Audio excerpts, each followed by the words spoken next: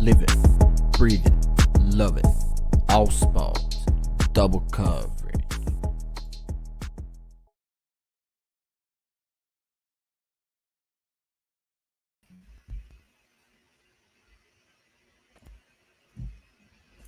What's going on, ladies and gentlemen? Welcome to Double Coverage. Hope you're still living, loving, and breathing sport. I'm Tom with the great man. So sorry, bro. My internet literally has just shit itself. The intro is still coming through my headphones. That's how quick my internet is right now, bro. I've got Brian Taylor in my ear going, "Boys, kick the goal! Boys, kick the goal!" Fuck! Seriously, bro, it's still going. Oh, the lag is unreal. The lag is unreal. Yes, we are live. We are live, ladies and gentlemen. Welcome. I haven't heard myself intro.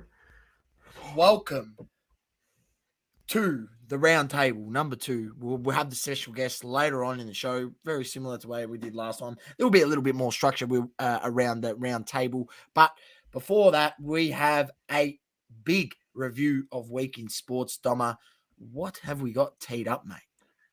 Mate, of course, we'll start where obviously we left off last week, and the AFL Grand Final, it was a ripper. An absolute banger. The Pies get the job done by 4 points. Your thoughts on this game, Sauce? How they fared in the matchup against each other? Who you thought were missing? Who you thought was the difference? And then it's going to conclude the AFL for, well, not 2023 just yet, because the trade period. We'll probably end up talking about a few guys that are moving across the different football clubs and stuff for the remainder of 2023. But Saucy, your thoughts on the big dance? Yeah, it was probably one of the greatest grand finals I've witnessed. It was unbelievable. 10 lead changes or something of that nature. High scoring. It's just everything you want in a grand final. I'm not going to lie. It was an unbelievable game. It was you know, if anyone around the world was happened to tune in and watch, you know, the biggest game in the whole season, happened to see it from around the world, that was a perfect example of what the great game of Australian footballs can be. I think it was pretty well officiated. There was some, you know, you're going to get the dubious calls, but I think for the most part, the umpires did a really, really good job in officiating. There's probably a couple of high tackles that were a little bit missed, but you're gonna get those sort of stuff. That's AFL football. You can't deny the fact that both teams had chances at crucial times. So obviously, Collingwood, be maybe potentially in a bit more of a comfortable position leading into that fourth quarter. But credit to Brisbane Lions, they fought back well in every part of the match whenever they were down. Early on, later in the game, they were always up for the battle. They provided a great contest, and it was a great game. It was a great game. Who went missing for me? I tell you what, one guy who stuck out for me, and I'm not saying, he's a fringe guy, but you need these guys if you're to win flags to have a good game, and he plays on the wing, and he plays wing and a bit of high half forward. Jared Berry had an absolute stinker, gave away a terrible 50-meter penalty. He was never in that contest, and he 250 meters, but the one where he was never in the contest, and he literally tackles the guy to the ground. What are you doing? You had no play on the ball, and you give away that crucial 50, side bottom, goes forward, bang, slots a goal from 50. I think I heard a stat. Someone told me today that, side bottom in his career, he's only kicked like 3 or 4 goals from outside 50. So for him to do that, on the biggest day, absolute freak of nature. So credit to him, credit to the Pies. They deserved it in the end. They could have won by more. The Lions played a pretty good game. I felt like their midfield didn't do enough. Lachie Neale, Didn't do enough. Was that a Brownlow medal winning performance? Fuck no, mate. That was a terrible performance from a two-time Brownlow medalist, all right? That was terrible. He was nowhere to be seen in that game. He wasn't great. And there was a couple of other guys that didn't play very well. I felt like Harris Andrews needed to be better down back. I mean, you're playing on Billy Frampton's son. You should give him no respect. Source, you speak to Collingwood supporters, and they say that Billy Frampton actually came in to do a job on Harris Andrews. He actually wasn't there to score the goals. That's what they said. They said he wasn't there to do anything. Harris Andrews had no impact. Maybe that's the reason why they're saying that. Flopped because what he should be called, mate. Because McSpray and then Flopton. Oh, bro, I couldn't believe he dropped that. Hey, at least McSpray would have taken the mark. Thank you very much. McSpray would have taken the mark. Good evening, James. Hello, Magda. Andrew agrees with you. I'm guessing. He's a Brisbane supporter. He's the one that always comes into our lives when I talk about Brisbane. He tells me to get fucked. But I actually tip Brisbane, and I wanted Brisbane to win. So, and I sent him a nice message. Andrews played well in the last quarter. I don't know. The game it ebbed and flowed as a neutral, honestly, because I really was watching it for hoping that Brisbane could find and muster up something Source, but I'm not going to say they were I will say they were on the back foot the whole game, in my opinion. I think Collingwood pressed a fair bit in this game for a majority of the football game, and Brisbane did 7 inside 50s in the first quarter, something like that. Yeah, I think Brisbane weathered the storm. Caden Coleman ran amok in the first half, but that was due to the fact they shut him down a little bit in the second half. And Brisbane get on the Brisbane defended well, and then they shut him down. Bobby Hill was unplayable. Magda says Charlie Cameron and Bobby Hill, the Jets. Yeah, 100%. Bobby Hill became unplayable in that game in the first half. The second half, they shut him down. He kicks one goal, but it's worthy of a Norm Smith performance. I think he missed 2 set shots that were very gettable.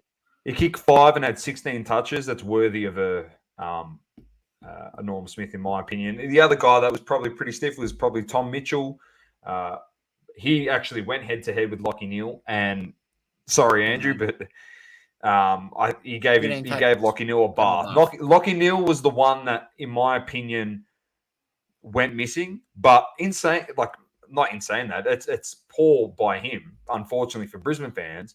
But other guys that did step up, the second highest ranked Brisbane player. Oh no, sorry, let me take that back. Source. The highest ranked Brisbane player for 2023 actually played well in Josh Dunkley. The other guy. How many votes did he get in the Brownlow again, Dom? He got 4. The other guy that got 3 was Zach Bailey. Oh, he played pretty well. And the other guy that got 3, didn't he? 2. And he kicked 2 unbelievable. He kicked 2 unbelievable grand final goals, mate. Unreal goals. And the last guy, Source, who also got 3 votes in the Brownlow for Brisbane, that apparently did nothing for the Brisbane midfield for all of 2023, was McCluggage. He actually played really, really well. Neale, unfortunately, went missing. Missed a very good gettable chance. Yeah, but I'm not saying Neale isn't a great player, but he did stink it up in the final series. I don't care what anyone says. He did nothing the week before. It was terrible. It was terrible. Berry struggled big time.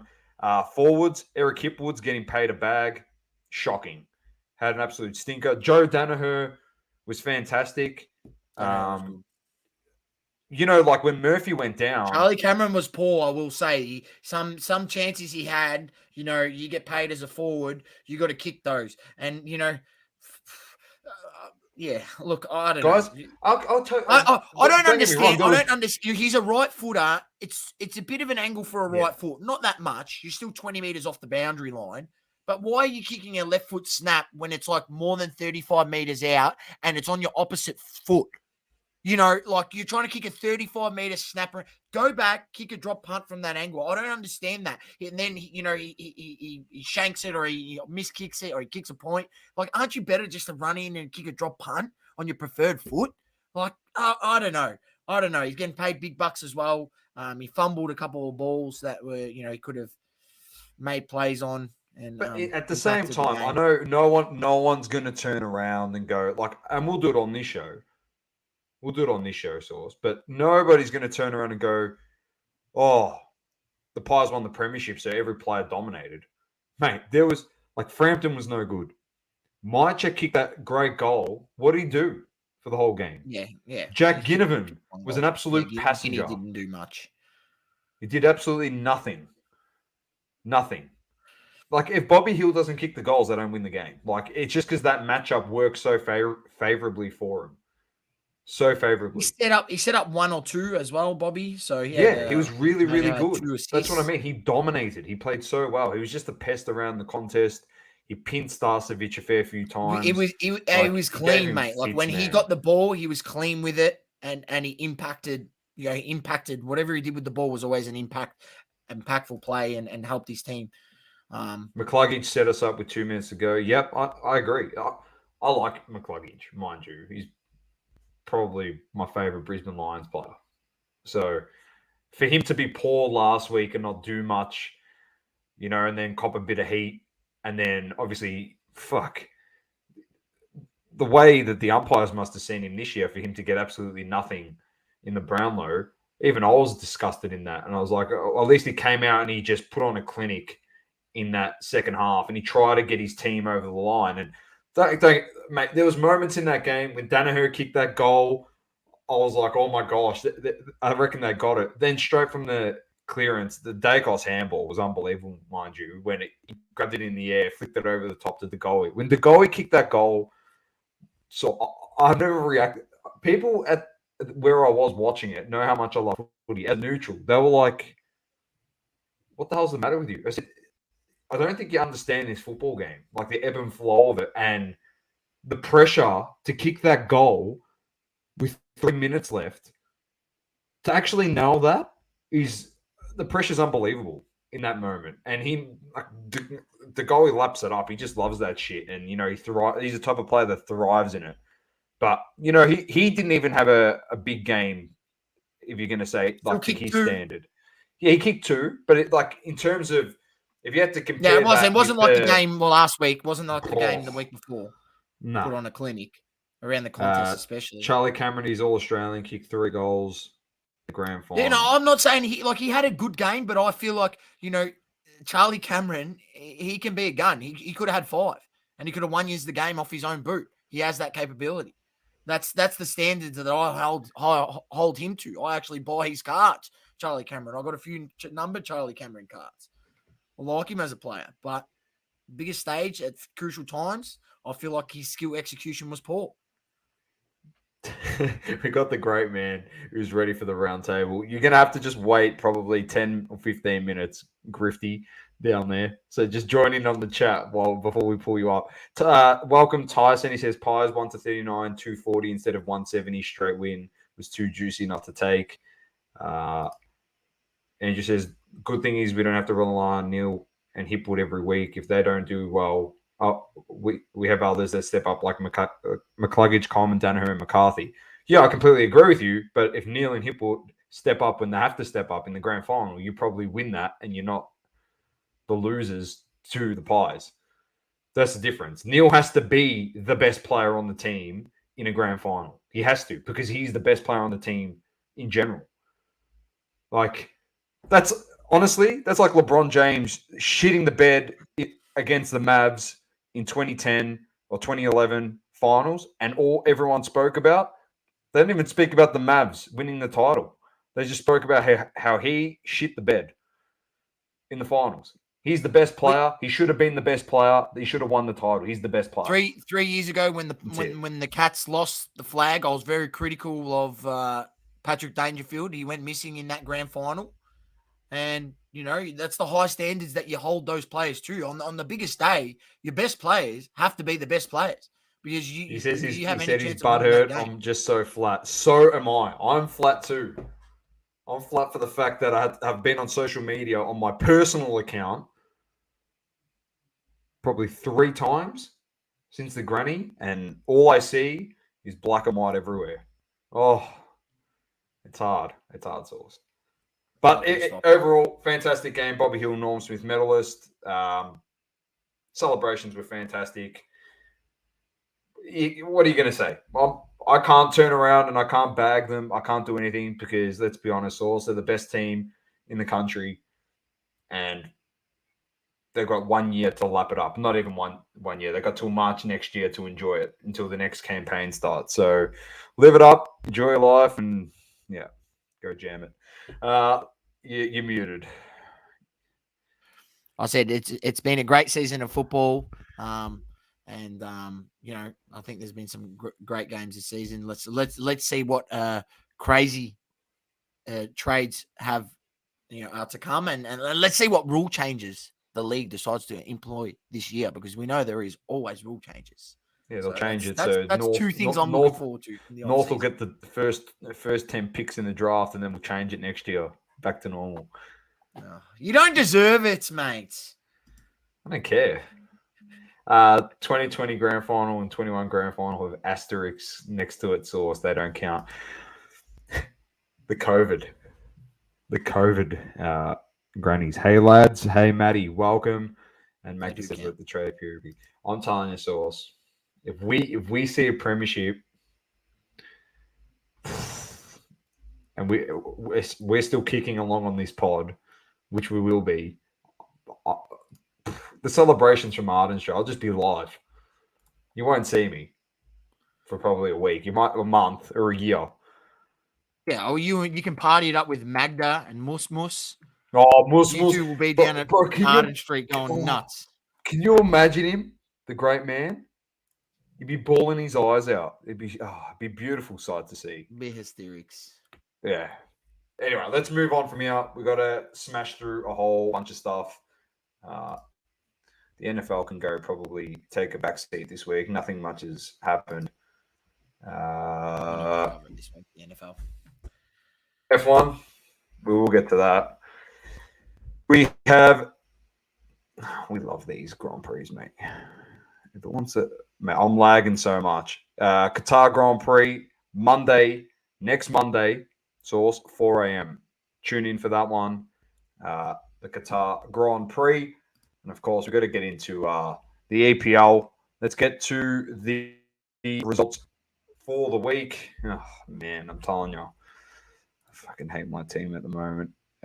Chelsea 2-0 over Fulham. Nottingham Brentford 1-1. Arsenal smash Bournemouth 4-0. Everton lose to Luton 2-1. Newcastle 2-0 over Burnley. West Ham 2-0 over Sheffield. Sheffield United. Wolves beat City 2-1. So Sauce is pretty happy there as an Arsenal fan. Villa slapped Brighton 6-1. Then Man United lose to Crystal Palace 1-0. We don't even have to get into that because we suck. But the talk of the town, Sauce, was Ange Ball's Tottenham Hotspur versus Liverpool and the VAR decision. The red card. No, the offside. Oh, yes. I heard about this. I actually seen it. I can't believe that's happened. How do we have the technology and they stuff it up? How does that? How? What's the point of having the technology? Why? They stuffed it. They came and apologized and said that they got it wrong. They sat down sacked all the bloody VAR referees. Terrible. Cost them the draw. James so you're telling says me we they missed need. The opportunity. They would have scored with 9 men. Is that right? They got down to 9 men in the end. No, I think it was they got to down to 9 men after that. Okay. James says we need VAR for VAR. The only thing I'm going to say on this quickly, because I'm trying to get through this pretty quickly. We started a little bit later. Sorry, gents that are waiting. I gave them 15 minutes. They did no review on it. Source, no highlight of it. The check happened in a split second. They didn't talk about it at halftime. Nothing, Source. Nothing. Nothing at all on this incident. Man United versus Arsenal. I'm using this as an example because there was the tight offside between Garnacho when he scored the goal. They called it back. They spent time. They got it right with the technology. They actually went back and they reviewed it. For something so tight as the Diaz goal and that offside, for them to put absolutely no time into it whatsoever is suspect. That's all I'm saying. Like that is so fishy for them not to do that. A lot of people have come out and said like Sky is in bed with the match officials and stuff because they didn't talk about it at halftime. They reckon that they got the phone call and said don't do anything because we fucked that up and this and that. It wouldn't surprise me. Nothing was spoken about it at all. It just like disappeared off the face of the earth, mate. And then they talked about it at the end of the game because obviously so much implication. It's unbelievable. Jurgen wasn't happy. Let me No, just he tell you wasn't. that. He absolutely went off. And as he should be. Yep. He should be upset because that is absolutely disgraceful. Yeah, to be honest, baffling because we haven't seen a howler like that for a little while in terms of offside. They've been actually really good. Obviously, when the technology was first introduced, and we've seen it here in Australia, A-League was one of the tester leagues. It was horrendous. It's gotten better over the years, and the offside implications, the way they do it now, seems to have a method that really, really works, where they're able to draw those digital lines across the field. But it seems as though, even though when you got humans operating it, there's always opportunity for a peanut to be operating it, and that's what we've got in this case. I can't wait to get the Messiah on. I'm pissing myself laughing. He's changed his head about 4 times. Games coming up. Luton Burnley. That's on the 4th. So that's tomorrow. Then Luton plays Tottenham. They've got 2 games this week. Burnley, Chelsea, Everton, Bournemouth, Fulham, Sheffield, Manchester United versus Brentford, Palace, Nottingham, Brighton, Liverpool, West Ham, Newcastle, Wolves, Villa, and Arsenal versus Man City Monday morning. Saucy. So that is a absolute ripper. So get ready for that one. Mate, let's get to the real stuff because I watched a few games this week. The Saudi Pro League, mate. As you can see, what's the Champions League this morning? The real Champions League, the Asian Champions League, and Ronaldo scored. That's all that matters. It's on Paramount. If anyone happened to have Paramount for some reason, I've got it. Benny says exact reason why VAR was introduced and failed to live up to it. It's as good as the AFL review system. So, all right, let's go round 8. Al Ali 0-0 to Al Ettifaq. Al Khalij lose to Damak 2-0. Al Fateh smash Al Wada 5-1. Craig Goodwin scored for the Aussie scored for Al Wada. Al Raid lose to Al Akhdud 2-1. Riyadh defeat Aba 1-0. Halal defeat Shabab 2-0. Ittihad and Fayat play out a draw. Tawun defeats Hazem 3-1. And Al Nassr defeats Al Tai with, of course, who scoring in that game. This guy, and then who scored again this morning in the Champions League when they were down 1-0 to equalise it. This guy, who assisted Talisca. This guy. So it's okay. Ronnie. He's just the best. He's just dominating. Games this week: Damak versus Hazem, Riyadh versus Shabab, Tawunte, Ettifaq versus Fateh. We got Al Nassr versus Aba, Ittihad versus Ali. That is a massive game. Source. Benzi versus Firmino. Akhdud versus Halal. He's been injured the last 2 games, I think. He has. Kante's been good, but Khalij versus Raid and the Aussie Craig Goodwin and Al Wada against Al Fayha. Oh, yeah. He's the last one. Very nice. So tune into those ones. I don't think we've got Champions League this week, do we? Yeah, we do. Yeah, we do. Far out, we do. Champions League's tomorrow. Big games. Tomorrow. On. Salzburg, Sociedad, Berlin, Braga, Copenhagen, Bayern, Inter, Benfica, Arsenal, Lens, United versus Galatasaray, Napoli versus Real Madrid, which is massive. PSV, Sevilla. The games on Thursday are Antwerp, Shakhtar, Atletico, Feyenoord, Celtic, Lazio, Crvena Zvezda versus Young Boys, Dortmund, AC Milan, Porto, Barcelona, Newcastle versus PSG, and Leipzig versus Man City. And quick mention, the following day, you got Europa League, Conference League, but we're not going through that. But if you want to watch some more football, there is more football on the following day. I think that's Friday morning Australian time. So check that out too.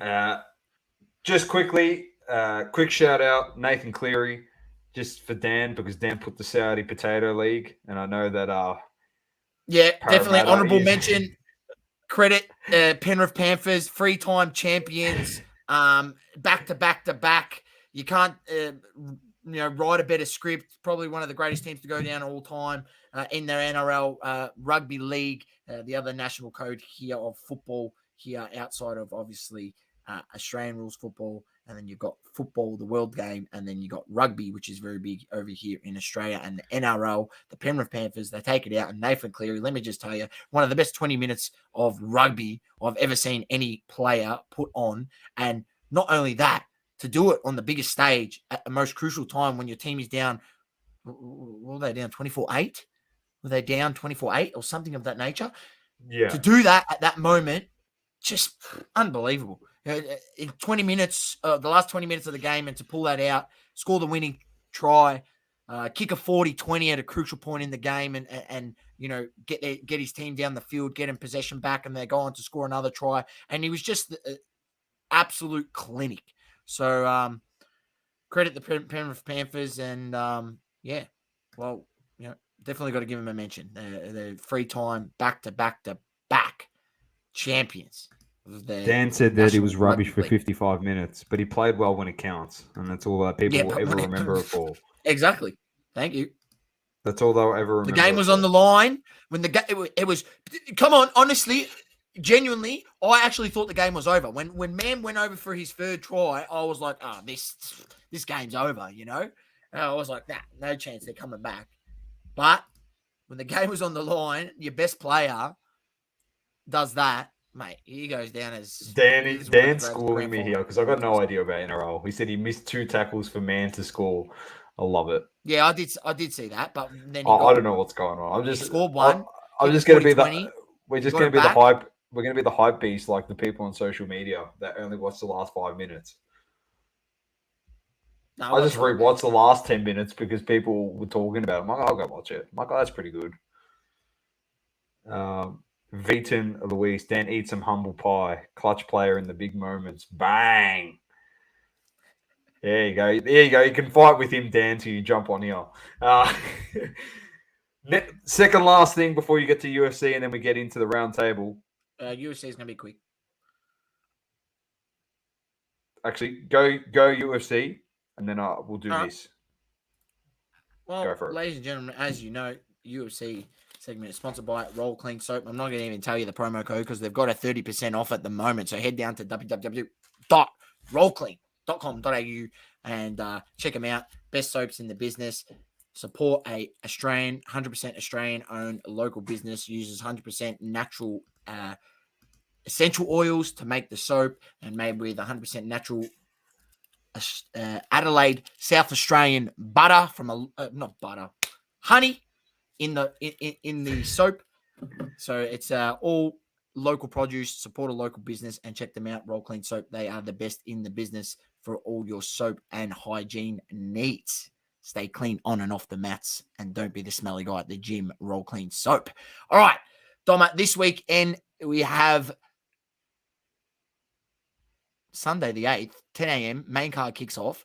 UFC, Grant Dawson versus Bobby Green is the main card event against, and then you got the undercard. The second main event is Joey Pfeiffer versus Abdul Razik Al Hassan in the middleweight division, and the main event is the lightweight bout. Make sure you check it out. There's some actually good fights. Alex Morona versus Jelkin Buckley. If you follow Jelkin Buckley, he's pretty funny on social media. He's a good one to follow, and he's a bit of a troll on social media. So check him out. It'll be interesting to see how he goes against Alex Morono. But yeah, definitely check it out. 10 a.m. And I think that the prelims kick off from 7 a.m. if you're that keen on Sunday morning. But yeah, definitely check out UFC this weekend. It will be a free to air one. So if you have, ESPN, it's free to air. If you know how to search the realms of the internet, it is free to air. So free to air for everyone. But There we go, ladies and gentlemen. So was the Al Nassr game that I watched during the week. And the one this morning. That was also free to air. So Yep, and ladies and gentlemen, if you're not in one, I'll also before we move on, I will give a little plug to our. Finally, Instagram has allowed us to create a broadcast channel. If you're not on our Instagram broadcast channel, it's pretty much just a channel where we can just send out a what is it? A bunch notification to everyone that is in that channel that, gets a message, and we'll post videos in there or just other stupid stuff. Do some, random polls in there, as Dom has done, about whether people watch the Saudi League, and literally everyone in the group said no. That was pretty funny. I'm not going to lie. I did say I was yes. pissing myself laughing. I actually thought I was actually pissing myself. We'll run some other stuff. I've posted some fun bets that I might Saturday super multi that I do every weekend on the four. Yes, yeah, that's right. Super saucy Saturday multi that I usually do. Gamble responsibly. Obviously, I usually go $10. Look for pretty good odds, and it's a bit of fun. Get his OnlyFans on the his Saturday. OnlyFans stuff's gonna go in there. OnlyFans. So, I'm gonna start charging people for my bets on my OnlyFans. Yeah. Dan says Saucy giving C Blaze a run for his money with his bet tips. Yeah, them and Backyard Le Mans. They also give out bet tips. Vegas Le Mans, Vegas Dave. Who else? Oh, the difference is I don't charge any money for it, and it's up to you what you bet. And I always tell people how much I bet, and it's never it's $10 or $20. Dan, it's gamble for free to lose your money for free. At least you don't need to pay exactly. Exactly. You don't got to pay me a cent. It's just a bit of fun. Welcome, Adam. Don't encourage anyone to gamble if you can't control yourself. Do not gamble. Welcome, Multiverse. And James says, are we going to talk about shilling going on in the hobby? Oh boy, are we? Yeah, don't worry. Last one before we get to the two great guests to come up for the round table and start it is the big news. We had media day today. Obviously, someone put a comment up here about emo Jimmy Butler. I don't know if you saw this source. Did you catch that today? No. Oh, I have to bring this up. Show me. You know how we came with the dreadlocks last year? The media. Yeah. Source. Oh, man. They tried to take a team photo. Him, Bam, and Tyler Hero. Bam could not stop laughing. They couldn't take the photo. They could not take the photo. He had literally the makeup lady was trying to fix his hair. When I show you this photo, you're going to piss yourself. If my internet I got to see it. I got to see it. You're just going to laugh. He's just a lemon. Let me stop this screen for a second. I'll bring this up for you. Here you go, great man. Emo buckets, right here.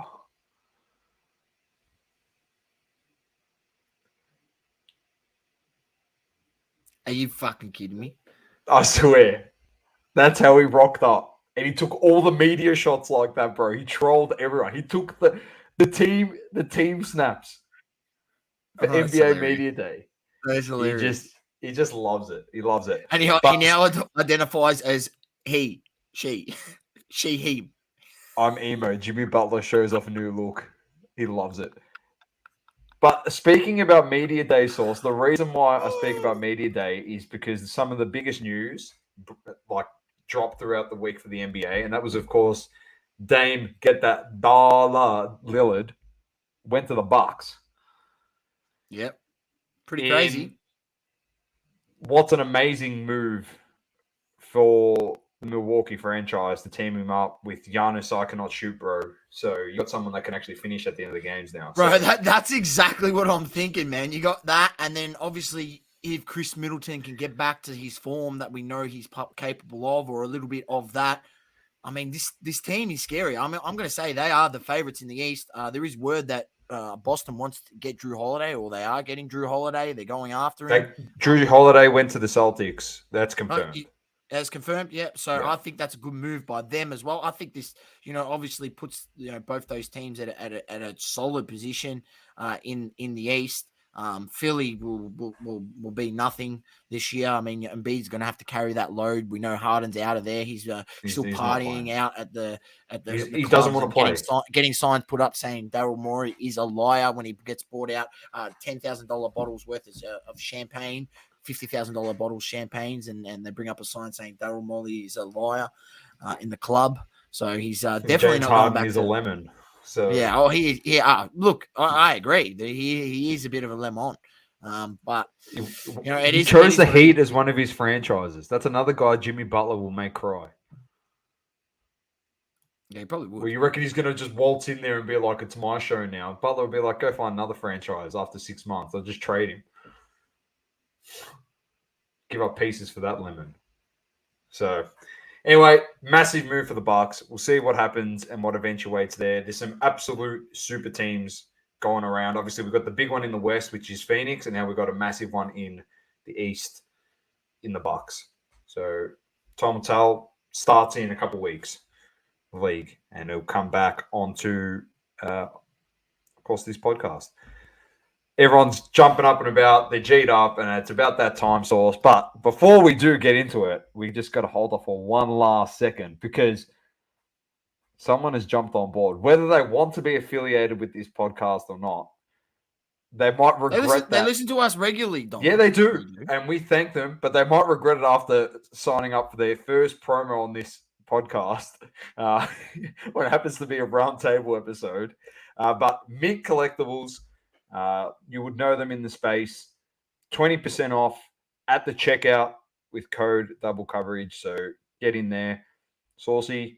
www.mintcollectables.com.au. You can also check out the description. They will be in there, and you can get to their website and 20% off at the checkout, mate. Like, you can't get better than that. Thank you very much, Mint Collectables, for that gift to give to our subscribers and listeners. Go check them out, ladies and gentlemen. They are situated, I believe, in Queensland. So if you're in Queensland, make sure you check them out. They've got 2 stores. I don't know the exact location, so Churnside. Give me Churnside is one of them, okay, and the other one is a new location just opened. Sorry, apologies, there you go. But so I don't know those suburbs, but it is in Queensland. If you live in Queensland, make sure you check them out. And if I do visit Queensland, I'll be making sure I do take a passing by Mint Collectables when I head up north on my next adventures. All right, so I'm so excited for this. You don't understand. It's been 1 month. Can you believe it? It's been 1 month since the first episode, the first roundtable episode, which was a smashing success. We were all over the shop too. We're actually a bit more laid out this time around. But first and foremost, let's bring up your favorite, Dan the Card Man. You know him, of course, from socials. I'm not laughing at you, Dan. I'm laughing at the other person that's just changing their name. He was sending me photos. His head about 40 times. How are you going first and foremost? Pretty good. How you boys doing? Can't complain. Always happy to have you to be back on here, so thank you for that. Nah, not a problem. Thanks for coming on. Of course, we've got a bit to cover. And of course, our second guest, who is probably, I don't know, he's just the most popular person in all of the hobby globally. And he is the self-proclaimed card messiah. Or as we know him today.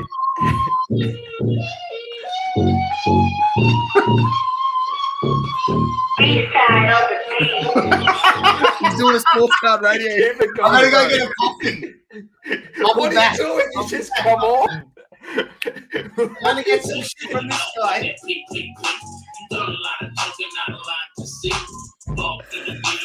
He just comes in and he's taking over. Oh, let me mute him.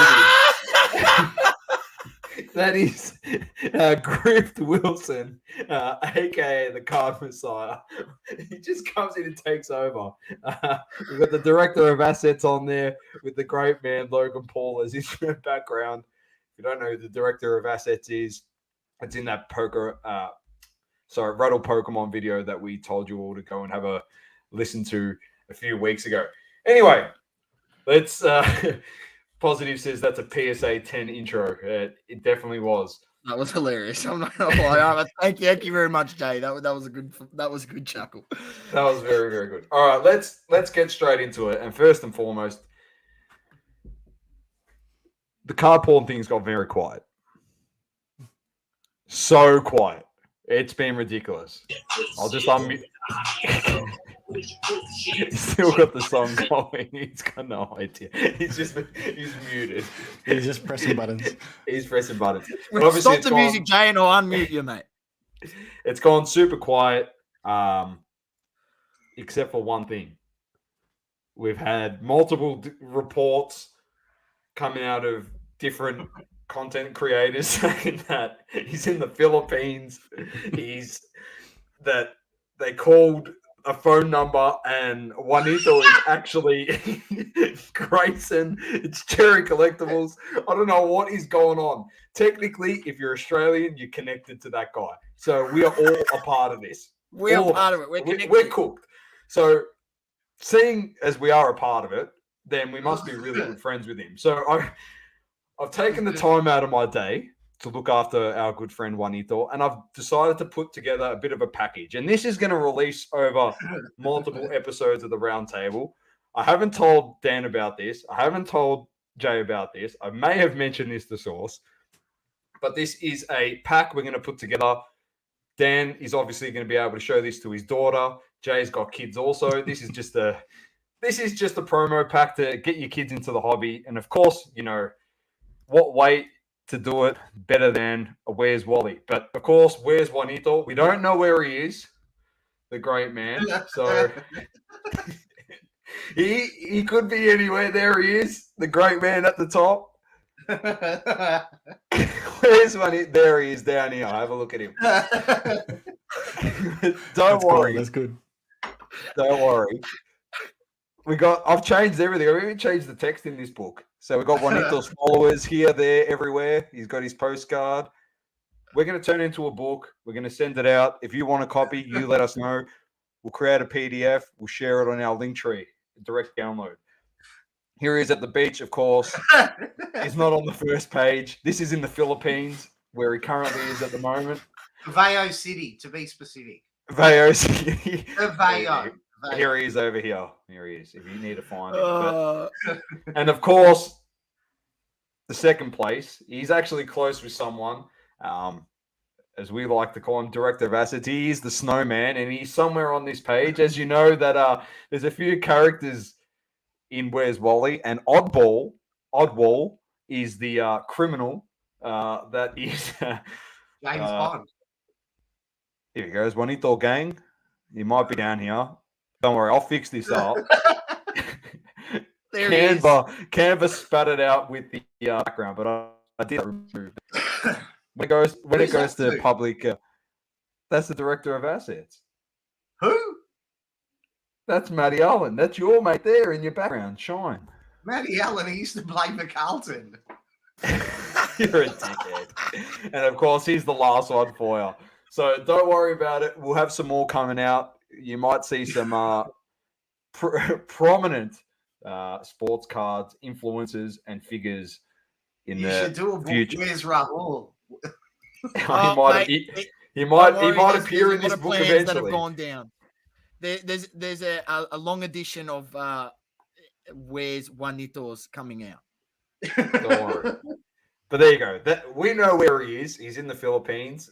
He works with Cherry Collectables, and we'll see where else it takes us. Have you had any leads? Anyone? Griff Wilson? Do you know where his whereabouts are? He's in Davao. I've got a friend at the AFP I was talking to, and he told me he's in Davao City in the Philippines. There you go. Dan, any leads for you? Not on where he is, but I've had some other information come to light about maybe another scam, but I need to look into it a little bit more. Something to do with fake PMGs as well. But no idea where he is, to be honest.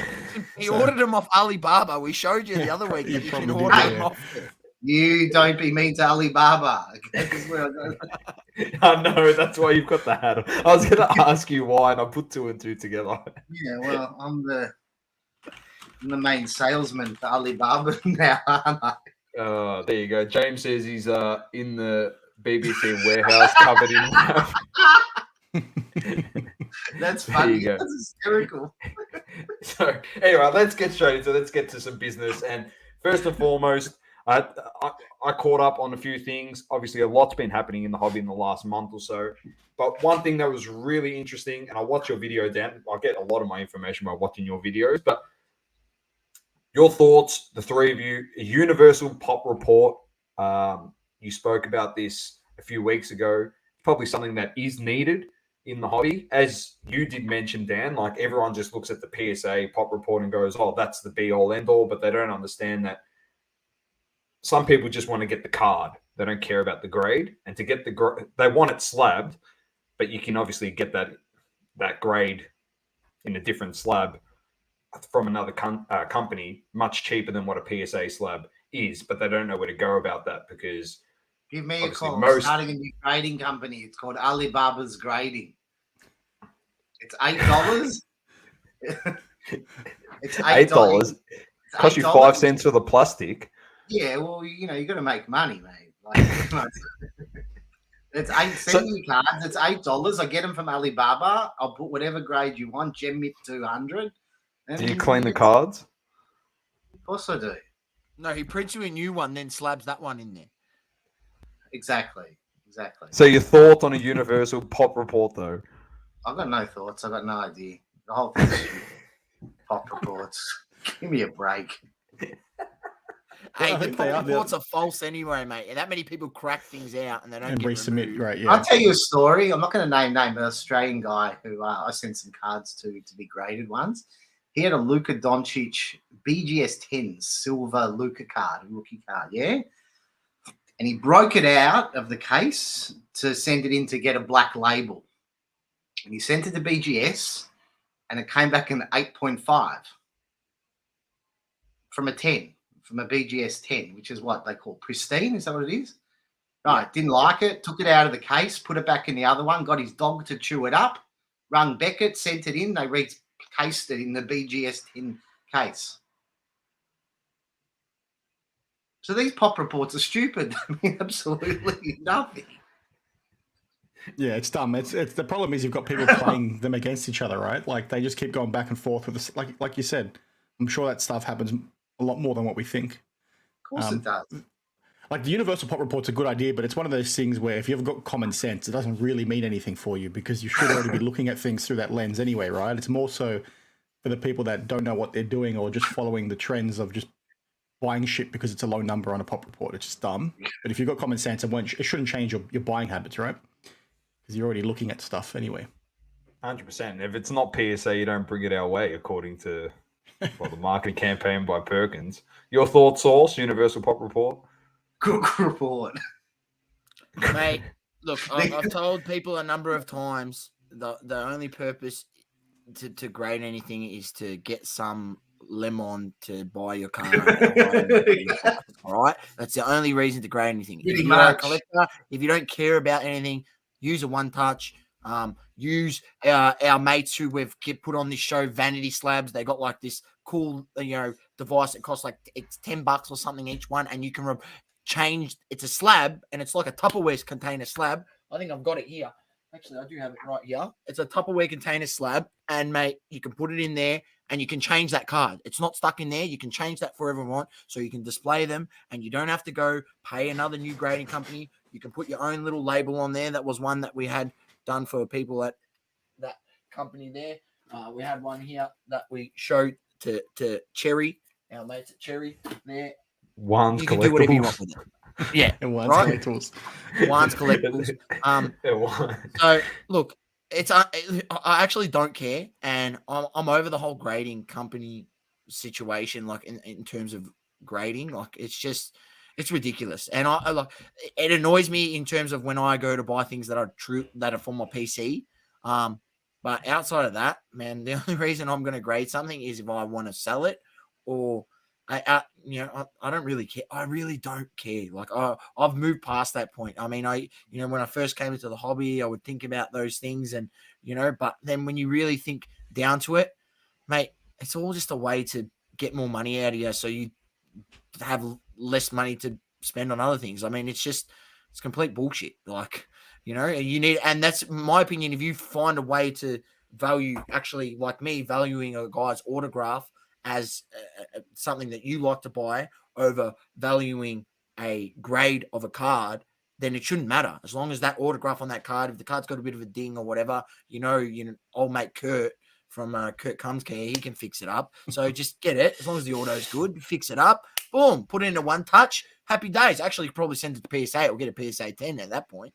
But nonetheless, you just buy the card, what you like, and don't worry about the stupid fucking grading companies, mate, because they're just there to rort you. I'm telling you, grading companies are there to rort the collectors of hard-earned dollars, and you get to spend less money on cards, right? That's all I got to say. Now, if you want to get, and look, and that's it. I'm going to leave it at that because I don't want to ramble on and taking too much airtime, but yeah. Any other thoughts? All good? Next No, I topic, agree. move on. Yeah? I agree. It's just weird. Yeah, I think the only benefit to buying something graded anyway is to get the guarantee, which doesn't really hold a lot of weight these days anyway. But it's just odd how. I just find it odd. It's just so weird how people still do that approach, right? Where they just buy stuff to then crack and submit for different grades. It's just weird how much they want to try and milk every penny they can out of something. And it's also funny that. I was just going to say, I'll just say a quick anecdote story that I was told by someone who went over to the National here from Australia, and he sets up at card shows here. And when I went to a card show here, I had a chat to him how was the National. I knew he was going because he told me last time. He's a very nice guy. I've bought a number of cards of him. And he goes, man, it's just crazy over there. Like all these guys, like they come to your table, and I got a lot of stuff graded BGS because I've been in the hobby, 15 years. And they're just coming to my table. They're like, oh, man, I'm going to crack this and send this to PSA. Oh, yeah, buying all his stuff because he's set up at the National, right? And he's just like, so crazy. Why are they doing this? I'm like, mate, it's literally for financial gain because some peanut on the other end is going to pay more for the PSA piece of plastic than the BGS piece of plastic. Yeah, it's just crazy. Sorry to interrupt. When I was in Chicago 2 months ago, whenever it was for the National. So where the Beckett booth was, on the right-hand side, there were 3 big tables. And on the table were just heaps of open slabs with tools and shit sitting on the table. So you could walk up, open up whatever slab or whatever you had, open it, and then literally walk 3 meters to Beckett and resubmit whatever it was. Or they probably just went to the Beckett table to crack the Beckett slab and walk away to PSA. That's probably using the tools. Unhappy with the grade they got, right? Legit. It actually is unbelievable. And the crazy thing about the whole hundreds, there were hundreds of just. I believe it. I completely believe it. It's out of control. And bringing it back to obviously the Universal Pop Report, even if you do have that, regardless of it, there's so many different companies that are either owned by collectors or affiliated with collectors, and by doing so, PSA actually is the only grading company that exists to these people because they've completely got the market share. Like, it's crazy. So we can have that pop report, and unless you're like us that will look at it and be like, well, I just want to buy the card and it happens to be protected, and the BGS 8 compared to a PSA 8 is $200 less. It's all crooked. It's all marketing. That's where you'd go to. Me personally, I'd just be like, I just want the card. Fuck, I couldn't give a shit. I'm buying the BGS 7 for all I care. There was one guy who shall remain nameless who's got a big, top 5 grading company in the United States. I saw him at the National and I showed him my home's PSA 1. He goes, oh, look, why don't you cross it over to me? Right? He goes, I'll slap a 1 on it. I won't charge you. We'll put it in our holder. Well, we've got 4 left because you just wiped out SGC, so maybe we could start guessing who it was. I don't know. But I mean, I said why, and he said, "Look, just for marketing." It is. But it is. There you go. It is. There you go. All it of definitely these. is. Just marketing. Next one. Selling this is just getting a bit more out of control now. Like, Whatnot isn't obviously. It was a platform that when it first started, I actually jumped on to see what it was all about. And there's a few things that I was in some lives and some auctions were going so cheap for some of the stuff. And I'm talking about sports memorabilia and stuff. I saw a Shaq Lakers jersey signed, had the COA, everything. It sold for $50 US. No one was bidding on it. So it was like perfect opportunity for someone to like get in and get something that's authenticated. But it's become a platform along with other platforms now where selling breaks through the overreaction of what the product is when we know it's a piece of shit, but selling breaks off of the fact that there's one hit potentially in the whole entire box, in the whole product, or a couple hits, and it's like, this is what it is. And I know that's happened in the past where we're selling just rubbish products and we're trying to obviously get it out there and sold, whether it's through allocation or whatnot. I don't know if this is because people have signed up with Fanatics. They potentially want to see if they can sell all their product when the rollover goes to them. They see that this person is a great person to distribute product because they can get rid of their inventory and sell it to the public because they're good at, like Jay says, really well at marketing the product, even that it is a piece of shit. Like some products have got absolutely nothing in it and you're literally burning your money. You might as well get a lighter out and burn your money. Like it's ridiculous. So just your thoughts on just the overreacting from influencers, certain breaking companies. They're not really a company because none of them are actually, nothing's regulated in this whole entire hobby, to be honest. But just your thoughts on that. Promoting gambling. Shut it down. Like it's really dumb, right? Because the only people that are sort of talking it up and praising it are the guys getting paid to do so, right? And they're either getting paid and they're not telling us, or they're getting paid and it's pretty painfully obvious they're getting paid. Like, who's jumping up and down about hitting some shitty prospect in some new product, right? When you've got like Flawless coming out not long afterwards, or NT, right? Every product is the greatest thing since sliced bread, right? Yeah, exactly. Everything's a Tesla until the next product comes out, then that product is dog shit once again, right? It's weird. The only people that are sort of cheering about it are the people that are addicted to it, or the people that are selling it to you. It's odd, and it's something that's been in breaking for a long time. These people are all like sub 30, or these people that are doing this shit, yelling. And not all of them. There's heaps that are like old too that have been in the game for a long bloody time. I hate it.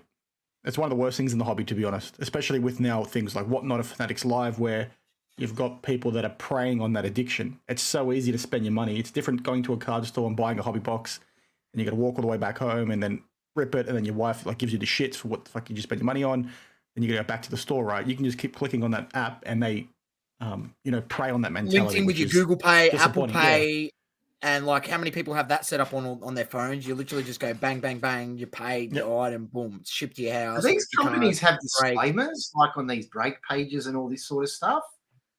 Are there any like they should know? Do you have to be of a certain age? They say you do, but obviously you got kids jumping on there. They're not doing enough to police it. I think that's the problem as well. It's the same stuff like Whatnot. Yeah, you could have a 14-year-old jump on even younger, and it's obviously happening. You can see it in these breaks, right? Because kids talk about going in these breaks in these vlogs as well.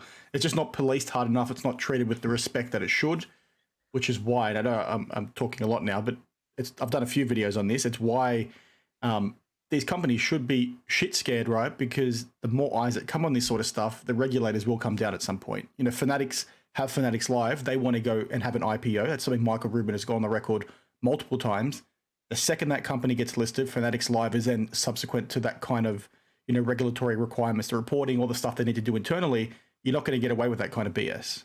You can't allow kids to be jumping on a platform like that. You can't allow, scammers to rip people off with breaks and then allow them back on the platform 7 days later. You can't allow these, breakers prey on the degeneracy of these gamblers, right? It's not good enough, and it's a big bloody problem, and it's something that, you don't see a lot of pushback about because half these people, like you said, Dom, are getting paid to promote this sort of stuff, so they're not going to talk out against it. Who are they? Like any specific names of these people that are getting paid to promote this shit? It's like anyone, like Mojo Sports does it, promotes Whatnot, he's on there all the time. Card Collector 2, who's got a huge following, especially with young kids. Like, irrespective of whether he does things the right way, him promoting that business then will maybe get the kids to go ahead and break with somebody else when he's not on there. Like, by all reports, he's a great guy, does a lot of really good stuff for kids, does really cool things with trade nights. All of it. Is he? But yeah, well, from the outside looking in, he looks like he's all right. But then, let's say kids like him, right, and he treats them really well in person, they then jump on Whatnot and go with somebody else who's not going to treat them like that. They're going to treat them like shit. If you're watching this Card Collector 2, 3, 4, 5, go jump in the lake, mate. Fuck off. You're sick of your shit. I watch everyone. I watch everyone. Who? Mojo Sport? Who's Mojo Sports? He's your best mate. Is he? My best mate. I don't know who these idiots are. He's like your mate, Griff Wilson. It's the same type of shit. Whether you're selling a break, whether you're selling a break or you're selling a pick, it's the same shit. What he sells? Pick. Your Oh. mate, Ritter. Who? Desmond Ritter. Yeah, Griff Wilson. He's into Desmond Ritter. What a fucking loser that guy is. Seriously, Griff Wilson. Mate, Ritter will be out of the competition by the end of the year. He'll be out of a starting job. He'll be out of a starting job. He's no good. None of them are any good. They're all rubbish. But all that shit, paying for certain things, for services, but like you're paying for, like you're paying for a fucking service on who to collect. Like, it's ridiculous. We've gone. You got the fucking Le Mans Movers app over there, Market Movers or whatever the hell it's called. How about Le Mans Ladder? They're the biggest grifters in the whole fucking thing. I saw today. I'm not sure if you saw it, but they've come out with investing and collecting in sports cards for dummies book. Did you see that? Oh my god! Written by the biggest dummy of them all. Are you serious? Yeah. I'm not sure if it was a troll or not, but I'm sure Jeff posted that to his account. No, is that true? Let me see if I can Is it find true? it. Can we verify it? Does We it have nominate this for the Pulitzer does it reference the Austrian School of Economics in there? Mate, that guy who said that, he's the biggest dumb fuck in the whole thing. Austrian School of Economics. You must be joking. I just put it in the chat, Dom. Maybe you can. Who references that to sports cards? You must be kidding me. Mate, if you're watching this, Mr. fucking Austrian School, seriously, mate, give it up. It's the dumbest thing that's ever been said in the history of this whole thing. Get out of here, Austrian School of Economics. This is ridiculous. I hope this is. This is what these guys tried to talk about to try and convince people to buy sports cards. This has to be a troll, yeah. Saucy Austrian School of Lemons. Like, Why is it not fucking opening? Am I blocked? Yeah, you're blocked. What? Seriously, am I actually blocked? Mate, what a compliment. No, this could be elite if I am. It's just weird. Like I can understand like why maybe you want to do it, but like who reads these kinds of books these days, right? Like there's a thing called the internet. It's just an odd. I saw it and thought it was fake, but apparently it's real. And I guess kudos to them, but I just don't think that's how we should be approaching the sports card hobby, to be perfectly honest. Kudos. I'll tell you what, if this becomes a #1 bestseller in the hobby and people aren't going to buy Where's Juanito when we release it to Amazon, that is the biggest indictment on the fucking hobby. No, we might get you buy Where's Juanito. That is the first thing you buy. That is a kid's book. It teaches about everything. Not to play in the snow, how to escape to the Philippines when you're chased after. There's so many things. Educating the young people of tomorrow. That's what we're doing. What? It's not open for you? Boys, I actually think I could be. Let's see if this will work. No way. Well, I clicked on Jeff Wilson's account and it doesn't. That's on the. Yeah, let me yeah, send but you a screenshot. Let me send you a screenshot. No. Jay.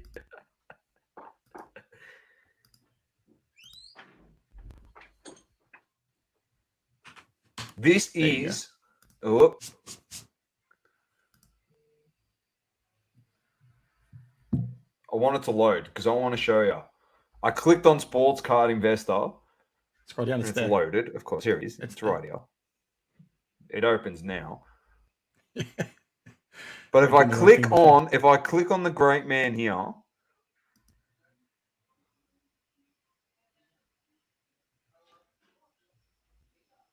it worked. Oh, I thought he actually blocked me. No, it's every time I was clicking on him, it kept saying something's gone wrong, and I'm like, no, don't tell me. Anyway, he's got a book. We wrote a book. Sport Card Collecting and Investing for Dummies is available for pre-order.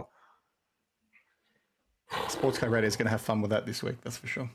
Oh man! Honestly, ladies and gentlemen, if you want to lose money in sports cards, read that book. Positive says the hobby is alive. You should be ashamed of yourself, says Global. The other guy wearing Grandpa Simpson's hat. It's talking about Jay. The only starting QB he will be is on Madden. That dud Ritter. Invest in Will Greer, says positive. Adam says, is that when old mate Jeff Wilson strolled out of Steve Aoki's ass? Adam says he's going to kindle it. Maddie with the popcorn. Global says he's got eight on order. And positive says, rather read Thick Rick. I would too, to be honest. Unbelievable. I love it. I'm actually lost for words. That's ridiculous. What are we investing in? Does it tell you how to take a loan? Funny, like in 2023 that you're expecting people to buy a book on that topic. Like, it's just odd. Who's it for? Again, like, it's an interesting topic, I guess, for him to talk to, but it's just like, why make that into a book, and why do you need to sell it to people? Did he write it for himself? Maybe. Maybe it's based on his actual life lessons. His poor choices over the last 2 years, maybe.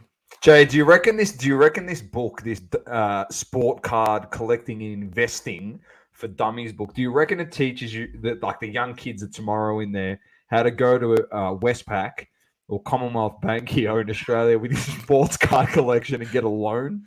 Do you reckon they'll give you a loan? No. For a piece of paper? At least you got the title right. That's actually thrown me. I can't believe he's reading that book. Sorry. It's perfect timing. It's released on the same day as Where's Juanito, so it's perfect. Like, do anything for promotion.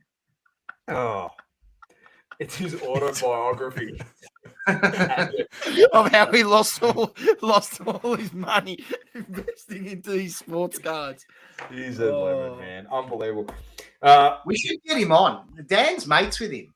We should get him on for the next one. Dan's got to get him on his channel first. Oh, now we jump on. We've been speaking about this, and he will not jump on this podcast. No, if we'll be kind of nice to start off with, and then we'll just fucking grill him. No, we're kind of nice to every guest, but he has to be prepared. Yeah, but he has to be prepared to answer every question we give him, which are not going to be great. No, but why grill the guy? We can have a bit of fun with him, and maybe he'll open up and show a different side to him, and people will maybe respect him and enjoy him a bit more. He's got a big following. He's got 52,500 people following him on. He's the number one landing page when people look up sports cards on YouTube. He's like, his videos are there, and people are going to watch him because the way, obviously, he's got the marketing company. So the way he's fantastic at what he does for his videos, like, in that sense, is really, really good, right? Like the way he, sets out his content. But mate, I'll be honest with you. Some of his advice, and especially if you were new to the space back in 3 years ago, if you listen to this guy, you are in a serious hole. Listen, and if you weren't getting that PPP money like this guy, you're definitely in a serious hole.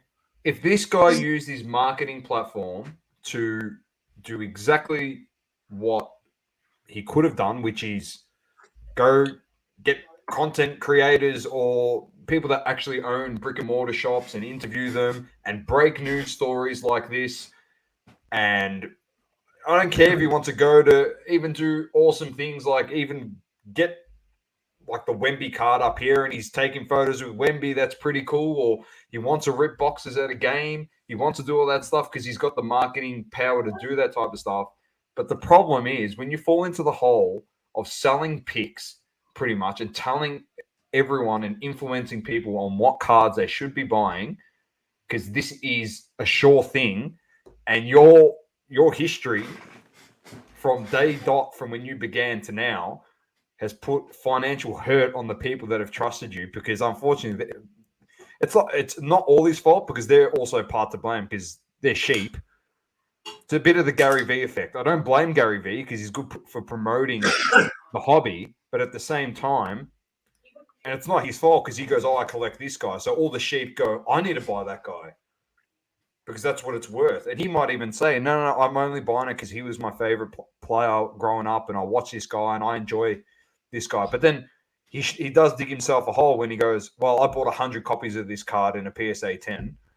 then everyone's going to go, well, if you bought 100 copies of the card, then you're not in it for the nostalgic value. You're in it for the financial value of what you can turn over the other 99 into. A bit like, what's his name? Otia Sports, how he's got like a whole bunch of cards. And he's visibly said that he's cracked slabs. I'm not going to accuse him of Spoon down anything, but corners. That guy But there's he's on altered fucking card. Ritalin or something. Have you seen that? No, he's moron? got a tick, mate. He's got a tick. He's got a tick. He's got a mental condition. Yeah. Okay, well, we won't have a go at him for that then. Yeah, get back onto Jeff Wilson, Griff Wilson. Get back to Gary. That's actually he was fact, worse than I Jeff. heard him No, but say when that. you say Yeah, tick, like Gary Tixie V, usually yes. says- Yeah. In every Tixie interview usually- I've seen him, he's been exactly the same. So I believe him. Ticks are usually associated with Tourette's syndrome. So unless he's got Tourette's syndrome, he's on fucking Ritalin or he's a meth freak because he's just going like this constantly. Fucking hell, Jay. Rumble. We're definitely getting put onto Rumble. Oh, we're done. But What's Rumble? it's the uncensored Well, version of YouTube where you you going- can the say next and new do place whatever where you can like, only Jay. Watch us very shortly, mate. But seriously, it's just he used his popularity and stuff for the wrong. But if you do want to touch on that, Dan, you said that Gary V has a worse track record. Yeah, because he sort of did all that stuff and then dipped, right? But he, like Jeff, I think he's gone on the record saying he stopped doing picks in 2020. Like I haven't been able to confirm that for myself, but Gary was sitting there talking about buying base cards and stockpiling them because he thinks they're better than the Chrome versions, as an example. He talked about that for LeBron. He did the same thing for Curry. I think he did the same thing for Kobe in multiple videos, talking about the sort of stuff, saying he's stockpiling them. He's got dozens of them, like you said, if not hundreds for some players. And his reason for liking it was because it was something that the more average Joe person could afford, right? So he's saying all that shit, and then he fucks off from the hobby. Like, you can say what you want about him being a good guy and all that sort of stuff, but when you do that, it's like, well, how do you actually say that's okay? At the same time, when he does return after a hiatus of, we'll just put a period of months on there. I'm not going to put the exact amount of time, but his return to the hobby, his V Friends, is the return to the hobby. Yeah. So I completely understand. Like, it's like, buy this because of this, but now it's like, I love sports cards, and you are my following. Now buy my what is it? Elite Elephant and Hungry Hippo, or whatever the fuck it's called. Empathy element. Empathy element. Yeah. What about Hey, the what he's doing, snake? dude? He's like, these guys are all like the modern PT Barnum. That's all. I don't know who that is. Can you explain to me who that is? What do you mean? He was a circus promoter in, I think, the early 19 or late 1800s. PT Barnum. It's a bit before my time, Jay. I'm going to look it up. Was it PT? PT Barnum. Look at his most famous phrase that he coined. PT Barnum. Promoting celebrated hoaxes and founding the Barnum and Bailey Circus. Phineas Taylor Barnum. And I think he coined the phrase as a sucker born every minute. Mm. I think. I might be wrong. I'll look this up. These guys are all modern day PT Barnum. That's all they do. There's a sucker born every minute, Jay. That's very good by you. Yeah, That's why there you they call him go. Messiah, mate. Yeah, that is why he is the Messiah, and also known as Griff Wilson. Those that joined us a bit late. Yeah, this is interesting. He helped popularize opera in the United States. Didn't go into the circus business until relatively late in life. He first rose to prominence by engineering a famous hoax. Here we go. We could just replace his name with one of the two that we're talking about. He launched his career in entertainment by purchasing Joyce Heth, a blind slave touted as the 161-year-old former nurse of George Washington. After billing Heth as the most astonishing and interesting curiosity in the world, Barnum put her on display in New York and took her on a small tour of New England. Visitors line up to gawk at her withered body and hear her tales of dear little George. Shut up, Dom. We don't want to hear about your bloody PT Barnum anymore. I've muted him, ladies and gentlemen. He's on mute. He doesn't realize yet. Yeah, I've muted him. I've muted him. I'm sick of his stupid PT Barnum. Just wanted the quote. We didn't want the whole history lesson of the Connecticut mayor of Connecticut back in 18, whatever the hell it was. Mate, just listen. No, just listen to what he did. He helped fuel the interest by actually convincing them that she was controlled by a ventriloquist. These people, mate, I thought the people were dumb now. But you know what? Technology has advanced in 102 years. It's actually worse now that they're believing these two grifters in the hobby, to be honest. There's a term called carnival barker, and that's what all these dudes are, mate. They're like the people that stand out the front, like in the city. Those $2 shops with the bullhorn. Come to my store. Come to my store. And all these idiots out there listen to them and come to their store. Tell them their snake oil. Let's move on. Let's get back to some hobby stuff. Multiple 2-of-1s in the hobby in Tops Baseball.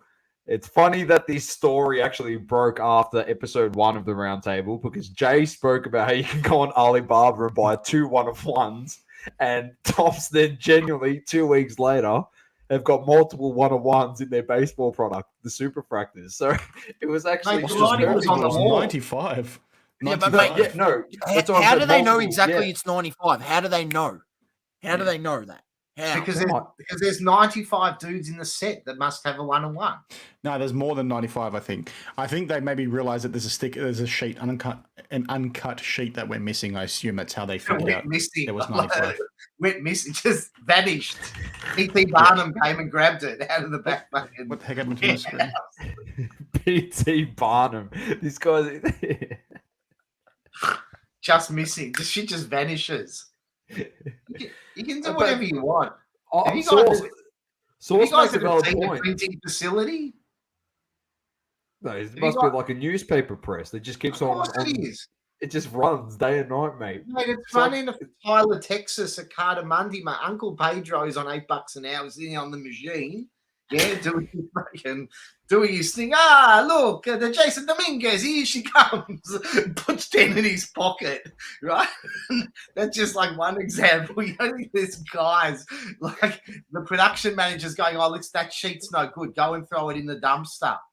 Yeah, and Uncle Pedro's fucking brother Felix is out there taking the sheet of Super Fractors. I think there's 100 cards, 100 base cards. So 5 went missing before they went into the boxes, apparently.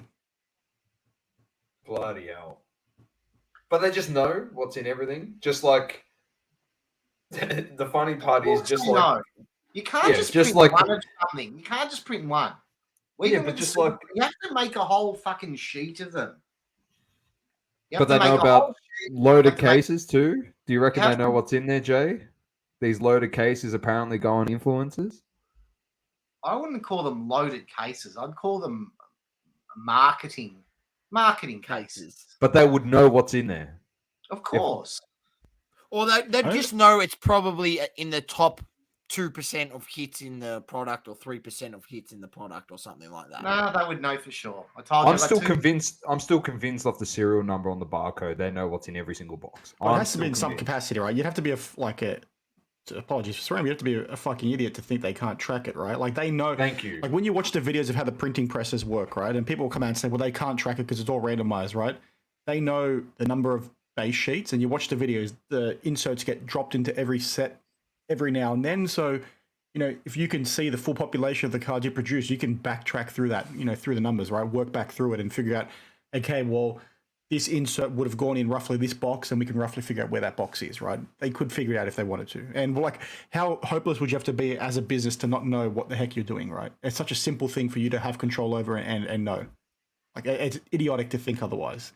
And the way I sort of know this is that in 2014, I busted some select 2013 basketball, and I was missing a hit, right? And the video of that box missing the hit is on Cherry Collectables because Grayson busted it from me in his apartment. And Panini was able to figure out that, yes, there was a hit missing because they looked at the code on the inside of the box. And people have told me that's BS. Panini can't do that. And Panini told me they could. That's how they, helped me out with that. Fuck, they did it with Crown. People worked it out with Crown Royale and the Kabooms on the print run. Yeah. Fuck. You're telling me the problem is we've been saying it for a while on on our show, and we keep saying that the people in the hobby are so quick to just bash Panini. You actually discrediting them as a business that don't know what the fuck they're doing. They swindled you for fucking the last 4 years. Of course they know what they're doing. Yeah. They realized COVID, we can change on-card autos to sticker autos. There's no value in it. We can go from match-worn and game-worn stuff to Dick's Sporting Goods pieces of material, and you guys still lap it up. We can charge you triple the amount of what the value of a box is now to what it was 10 years ago when Much the actual more than product... triple the value. Yeah. I'm just exaggerating. I'm just putting out figures. Well, but it's more like 10x. Yeah, all right. 10x more than 10 years ago when you actually got all that stuff in the product for 10 times less. And people go, oh, yeah, but Panini, they got no idea what they're doing. Because it's sticker autos. Of course they know what they're doing. It's like they're generating revenue and profit for their company. That's what they're doing. And in doing so, they know where everything goes. Like, and if you send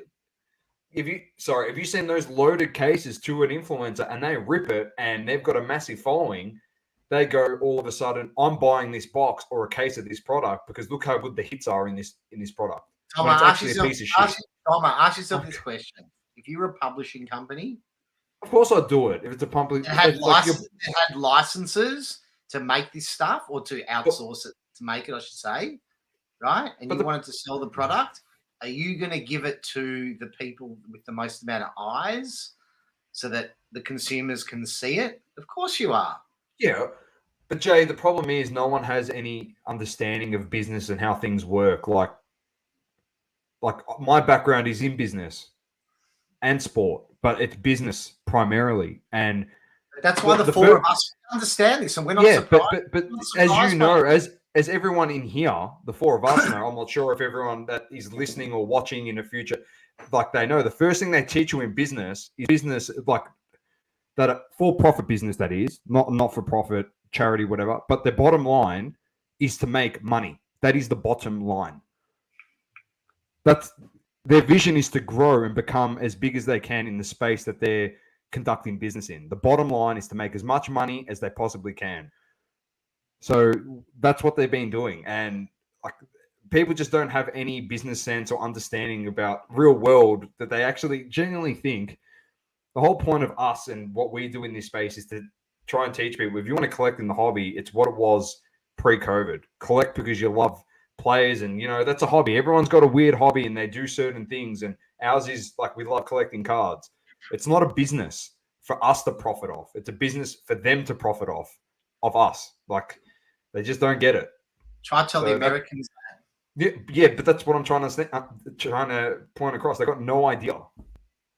That's the frustrating thing.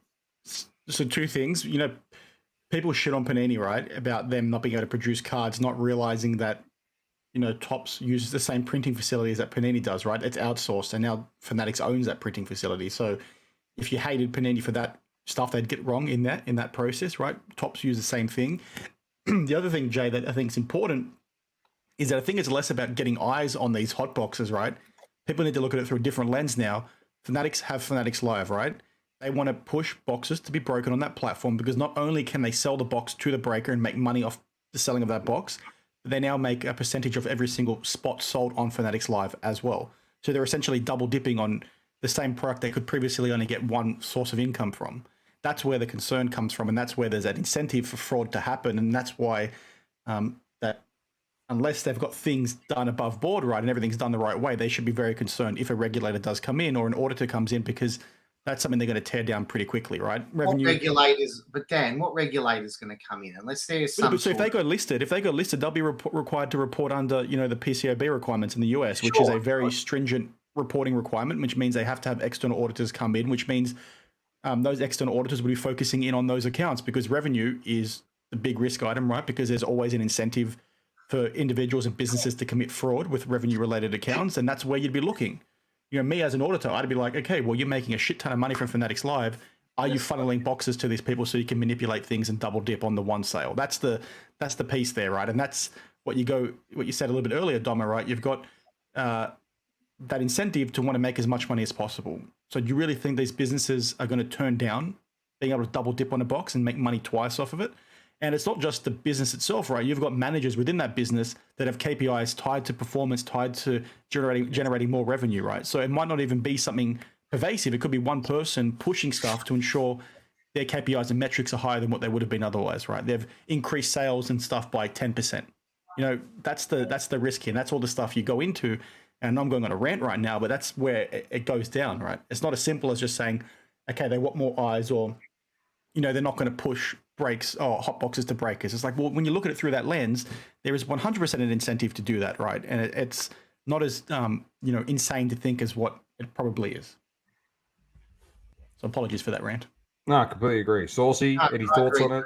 Load of boxes, you love it. Yeah, look, my thought on the thing is, man, it really just it takes the fun out of, you know, someone being able to really have that opportunity to walk into their local card store, buy a box, rip it open, and actually, you know, have the chance to hit something decent. I mean, they've watered down the product. It's more watered down than it's ever been watered down. And, you know, I look, I've only been in the hobby 4 years, but I'm you know, going back and speaking, you know, to guys like Dan who, you know, been breaking since 2012, 13. Guys like the Oracle that listens to this show, Doma, you know, and he's been breaking for 20 years. Yeah. So, you know, these people that have been in the hobby for a long, long time, and they tell us that it's more watered down than ever, right?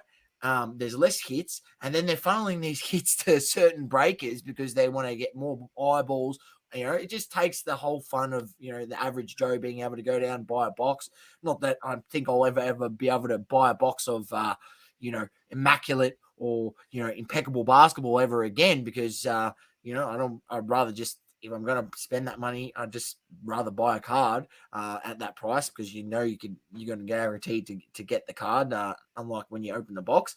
But man, it's just it's crazy, man. The prices of the boxes, the more watered down they are, and you know, the vet guys they're getting in there aren't as good.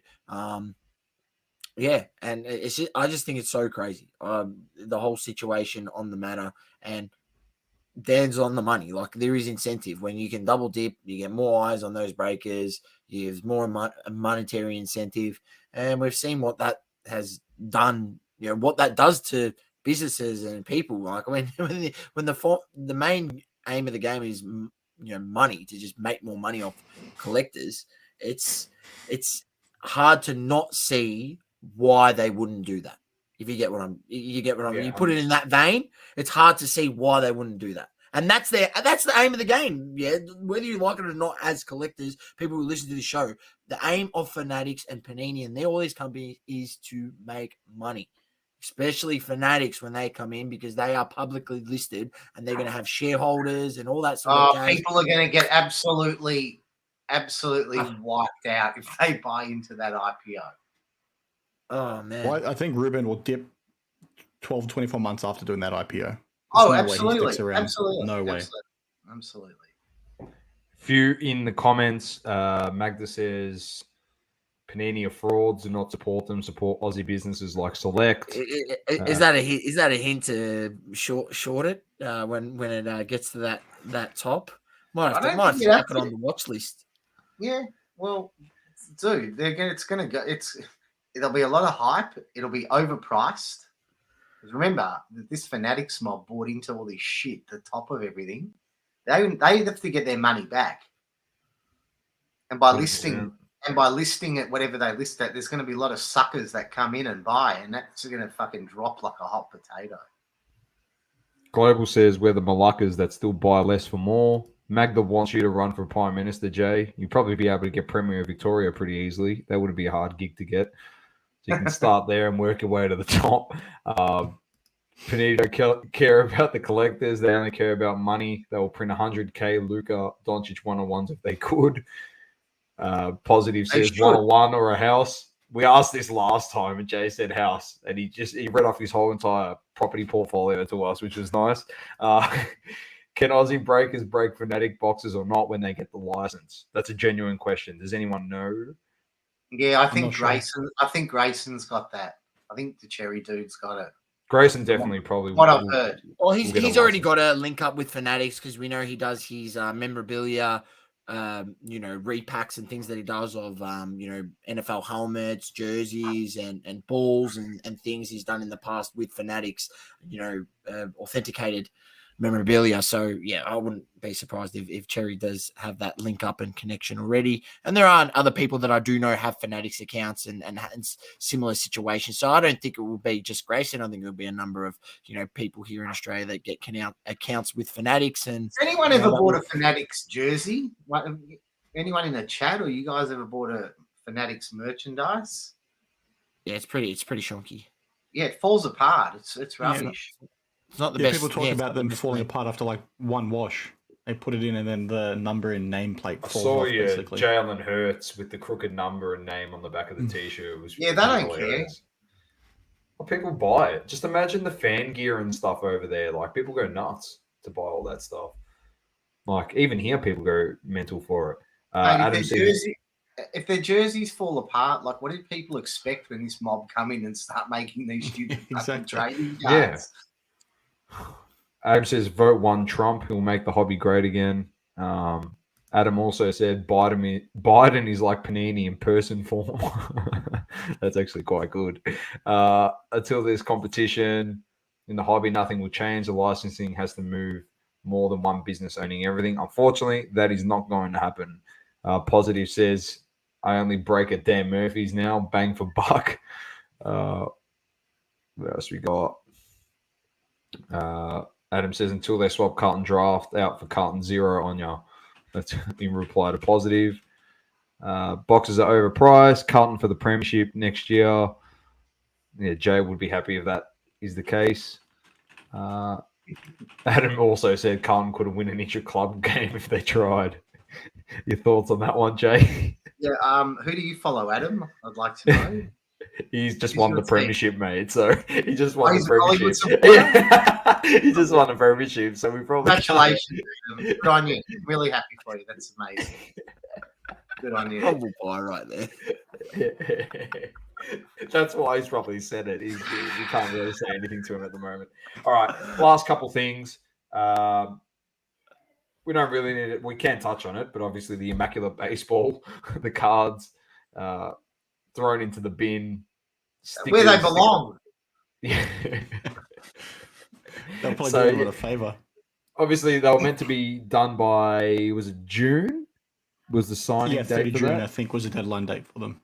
And they hadn't heard anything, and obviously the accountability stuff there. But it was just perfect timing because Topps had their problem with the extra 1-of-1s while the 2-of-1s printed, and then this shit comes out with Panini, another problem there, and it's just like tit for tat, really. And next week or tomorrow we'll forget about it anyway. So because we haven't spoken about Juanito in 2 weeks, so we definitely have forgotten about that. Like, let's be honest. My last one, but Shilway Vlogs. Anyone got anything on Shilway Vlogs? Shilway. I heard something that he came out and he admitted to doing it. Is that correct? I have no idea. He did. Yeah. So I've got a video on this tomorrow. He got caught shortbidding. And I'm not going to shit on the guy, right? Because he's already been caught. There's nothing really to gain from it. But there's a few things to talk to. Because he got caught shield bidding, came out and defended it, said there was nothing wrong with bidding on your own cards because you can buy them back at a discount, even though it goes against eBay T's and C's and all that sort of stuff. But it's pretty wild, the number of people that came out and said the same thing Shay was saying, that it's okay to do. Why can't you buy your cards at a discount? Including Prism God, if you know that guy. He got 20,000 followers on Instagram, came out and said, what's the big deal, basically? So that's the focus for me in tomorrow's video. Because these guys fucking people shift. Are dumb. These guys shift. It's just so dumb. It's so dumb. There's a certain person, I'm not mentioning the name, but he's a good friend of ours over in the States. And I'm just putting it out there. He's connected to all of these guys, and it's only a matter of time before yourself, Dan, or Rahooligan, or someone does a video on this person. Like, I'm not going to mention the name. I'll mention it to you after, his Dan. Name. Come on. I'm not mentioning the name, but it is just a matter of time. It's just a matter of time. Is he a baddie? No, he's a really good guy, but that could just be a perception. I'm not saying that it is, but it could be perceived by people in the hobby because he's connected to all these people that it actually could be a front. But it's a matter of time, and it fucking won't surprise me if I wake up one beautiful morning and I see Dan's beautiful face, and in the thumbnail there's that person's picture in there. It would not surprise me. How about this bald asshole to my left? We should do Other a way. thing Other on way. him. It's Oh, the other other way. way. He's the director of assets, mate. I don't want to get whacked, man, so I can't talk about him. Whacked. Yeah, I'm He must the be same. joking. I just put his photo in Where's Mate, that Juanito, bloke could have but whacked that's a as far as it's... pancake. Whacked. But they're all in bed together. It's not a They're surprise. all And it's paid like, actors. Mate, both of Yeah, these but- got these idiots behind me. They're all paid Yeah. actors. yeah. So Come on. that's it from me. Of course, if anyone's got thoughts on shilling your own cards, if you think it's you, we might as well just start a shilling circle between the four Mate, of us and the shilling to double the coverage. moon. Join the double coverage broadcast channel, and we'll put cards in there for us to shill together. It's Yeah, just fun. I got one more topic to bring up. Right? Yeah, We could do like they have the Telegram crypto pump and dump groups. That's what we're gonna do with the cards, mate. We're gonna just What are those Shulway logs? look. These One guys thing I will say, ladies and He's a gentlemen, good boy.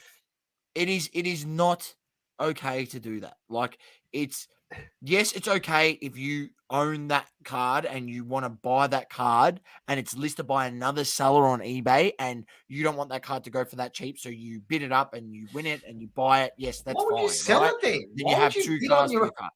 Why would you? No, put it I'm on saying on if it's your own another card. seller, it's not your Another own, copy it's of the another same card. seller, another copy of the same card, right? For example.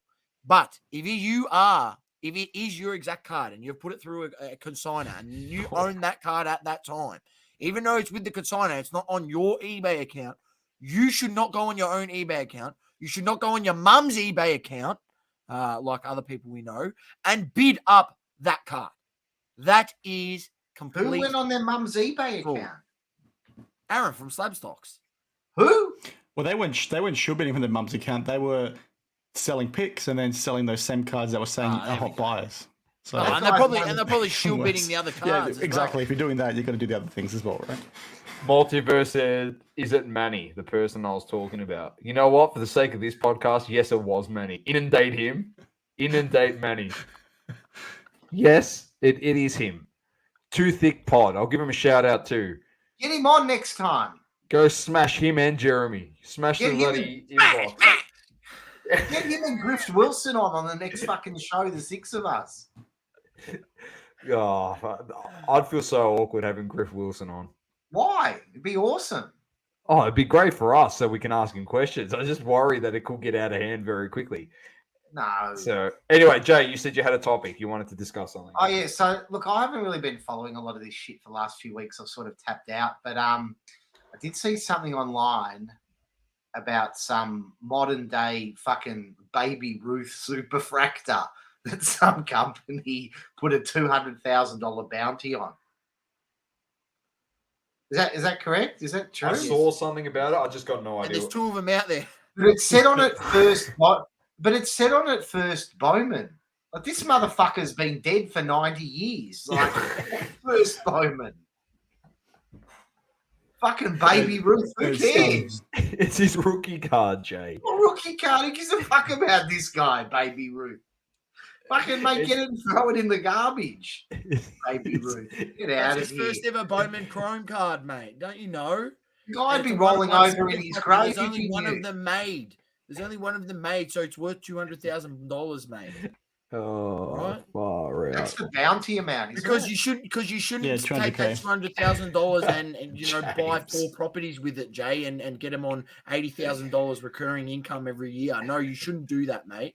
It's not a good idea. Adam, the mighty morphing grifting rangers. That might have to be our next Casket thumbnail for used. the third one. Casting youth, Dan.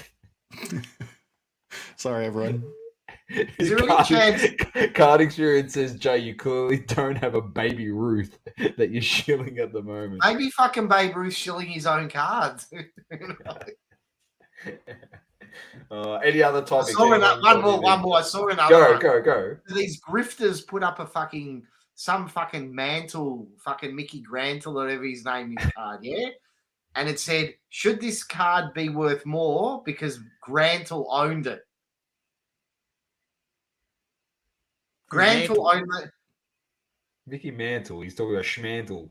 Schmantle, Grantle, whatever his fucking name is. Who cares? All right. Should it be worth more because this guy apparently, how do you prove it, was the owner of the car? Does it really matter? One to photo match it. From the Philippines. Kenny Golden was around back when Mantle was alive, so they would have got him to verify it. That actually, do we have to do our monthly checkup on those accounts as well? No, actually, I forgot. He doesn't even accept his own authentication at Golden Auctions. I forgot about that part, so maybe we shouldn't get him to authenticate. Oh. Any others? Final topics? Anything that you want us to cover in the chat quickly, and then we'll wrap up this second rendition, of course. Of I got a giveaway. I got something I can give away. If someone can come up with a question for the chat. There you go. Jay's going to give something away. Yeah. That. Well, you should come up with the question. You should ask some JT Barnum question or something. Okay, just you guys keep going. I'll think of a question. You guys keep going. I'll think of a question, and hang on, I'll show you what the giveaway is. Yeah, here we go. He's got You're helpful before the question. This is great. Nah, I'm in a generous mood. So I've got 3 Darth Mantle boxes still. Yeah? Very nice. Yeah. So I don't know what's in them. I haven't loaded them. I haven't done anything. So I've got You 3. got the loaded ones, didn't you? The loaded ones have got a You're sticker. in That for one the looks one like there's a one. sticker. Of course I got the fucking loaded ones, mate. I was promoting it. How do you think this shit works? I told you this last time. So the question. Alrighty. I've got 3 universe. I can send you one. They're $300, but for you $299. We'll put one of them on eBay and we'll shill it together. The other one will sell it to you. Yeah, let's put one on eBay, shill it up to $999, and then Yeah, of course. It's the best business. A question. All right, we'll keep it on topic. But people are gonna look it up. They've got to know the answer straight away. We'll give him 10 seconds. Is that okay? First in, best serve on the comments. Are they going to actually know the answer though? Are you going to ask them in 1980 who did this for Carlton? In Babe Ruth's last game as a player, how many hot dogs did he eat at halftime? that's definitely something you gotta look up. What year? Okay, here's the question. Is this fucking legitimate? What year did Baby Ruth die? I'm actually looking this up. What year did Baby Ruth die? Well, pass away, I should say. It's a nice way. Yeah, Jay. Have you changed the question? Is that your official That's the question. What year did Baby Ruth? He's Exactly alive right. and shilling. He's alive and shilling. Is this correct? No, I'll say yes when someone gets it in first. No, James. No is a collect. No, Adam.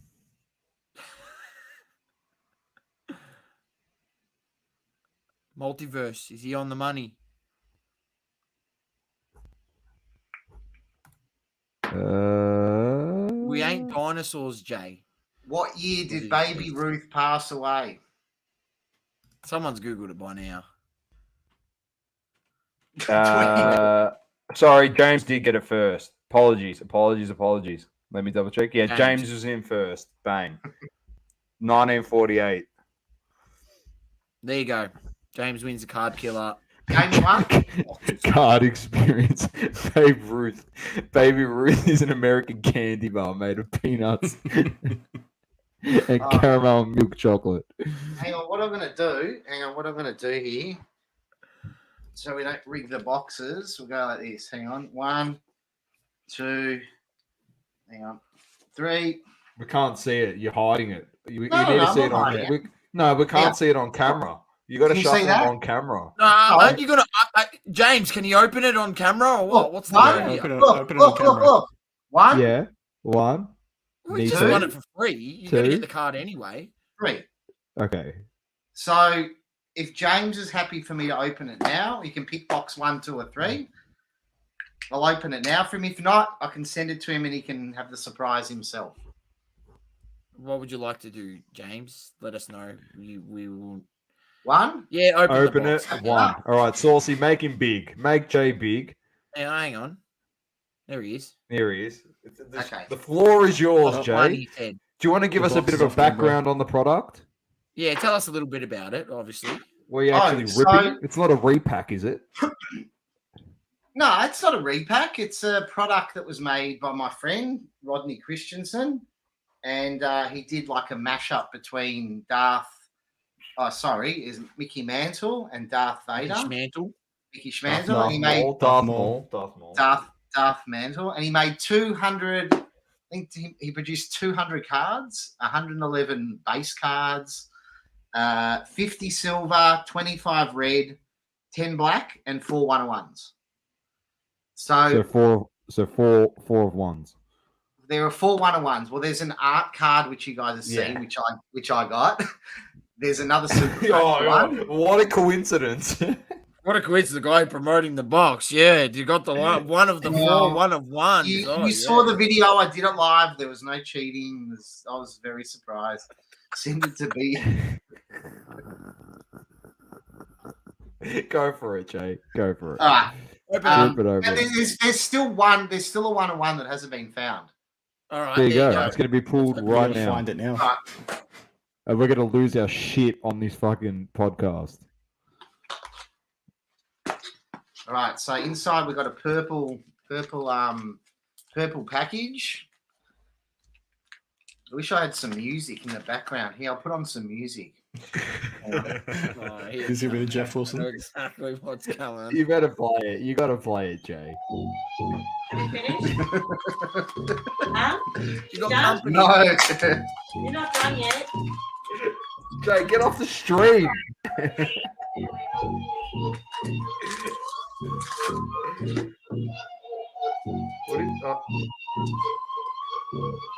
What's going on with that PPP? Got a lot of talking, not a lot to see.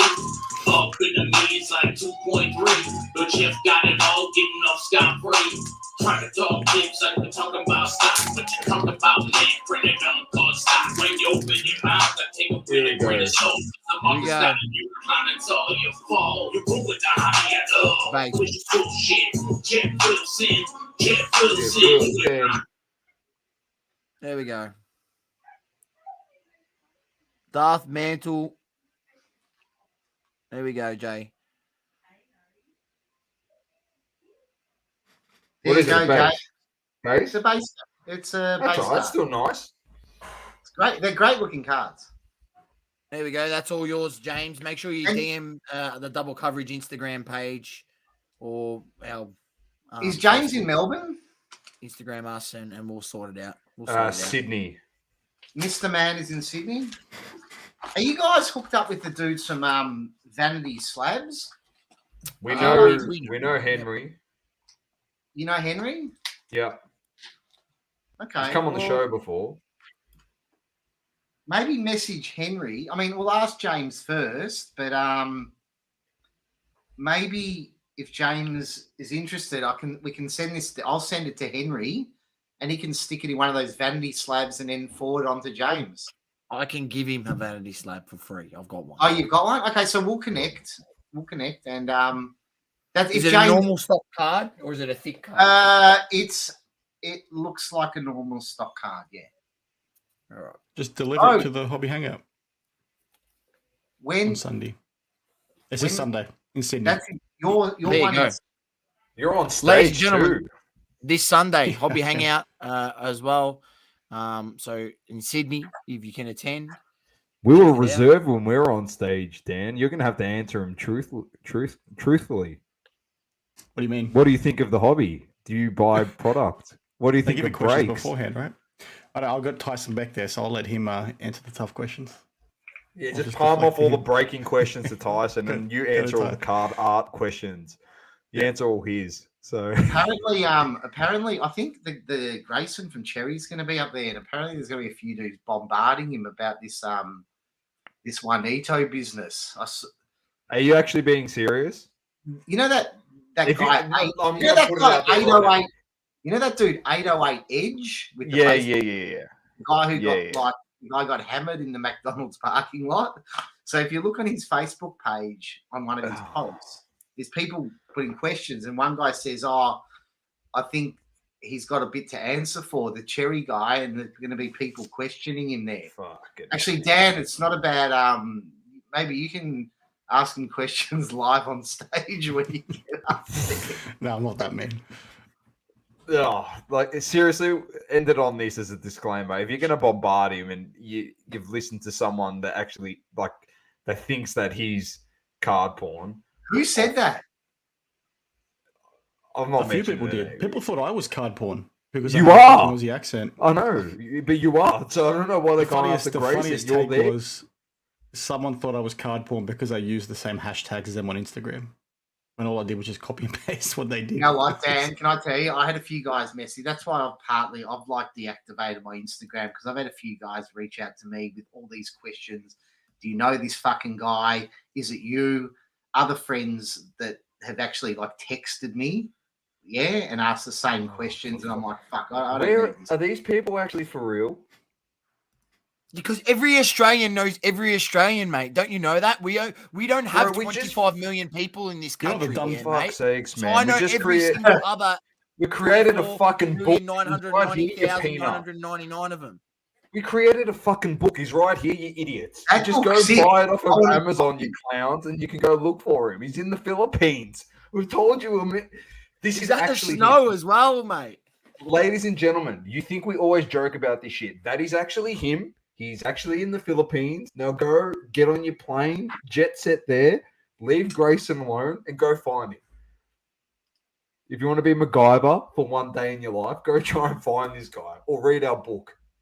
There'll be many more pages for you to sit down and you can try and find it, because you never will. Like, we're just picking on all people now because they're Australian. It's just like, oh, this person has to be card porn. Like, Do you reckon card porn sold these guys the boxes of G.I. Joe? it wouldn't surprise me. He definitely wrapped it in BBCE for him, that's for sure. So Yeah, he's good at doing that, rapping BBC. Look at the bloke look how happy the bloke on the left looks. What a face. You just had like a $2 million sale and doesn't look very happy at all. What a load of Oh. fucking hogwash that on was. that note, Yeah. leave Grayson Yeah. alone. It's not witch hunt him because you think he's card porn. Just relax, mate. Just go buy Where's Juanito and be done with it. But the whole thing is dumb, right? Like, what? Just because he was at Cherry's store, he may have had a conversation with Grayson at some point. Grayson's like in cahoots with him. It's just dumb. Like, Fuck. people are just so stupid with the rabbit hole they go down and what they Dan, find. it's and what they so believe. ridiculous. It's so ridiculous because he was in his shop. The guy had his own auction on a prominent auction house, and no one has questioned that person once. He had his own auction. Yep. Nobody Fuck, questions are that. we Or nobody serious? questions all the content creators that he was at multiple Yes. dinners with over the years, or Yes. done content with them multiple times. Like, it's very odd. Well, it's not Yeah. odd. I think it's very deliberate. I should say. Yeah. I completely agree. I found him. Look behind me. Well, the four of us are part of it. He said he was never one. Well, the person said they were never one person. It was many people. So, for all you know, we might appear in this book in a month's time. You just don't know what you'll find. Anyway, until then, thank you once again, Dan, Griff Wilson. Appreciate your time. Saucy, as always. And everyone that tuned in once again and made this another fun night to get together and talk stuff in the hobby and just talk absolute rubbish as we always do. So, but thank you. Appreciate it. It's double coverage and peace. Peace out. Thank you for tuning in. Please don't forget to leave a review on the Apple Podcasting app.